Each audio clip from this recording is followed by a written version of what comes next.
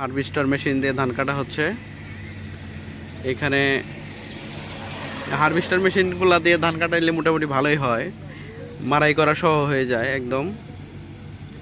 যেমন এই যে ওইখান থেকে ধান কেটে এই কৃষকের এখানে আমাদের আইনা বস্তার মধ্যে একদম ভরে দিলে এখান থেকে বাড়িতে নিয়ে চলে যাবে। অনেক দূর, মোটামুটি 100 মিটারের মতো হবে।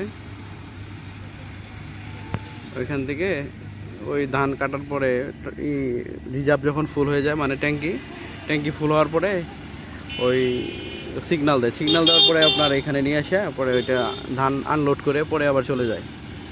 আর বাকি খড়গুলা ওই মেশিনের পিছনে পড়ে যাচ্ছে, ওইটা পরে শুকানোর পরে কৃষক তার কাজের লোক নিয়ে উঠে নিয়ে আসবে। তবে দেখে ভালোই লাগলো মোটামুটি প্রজেক্টটা।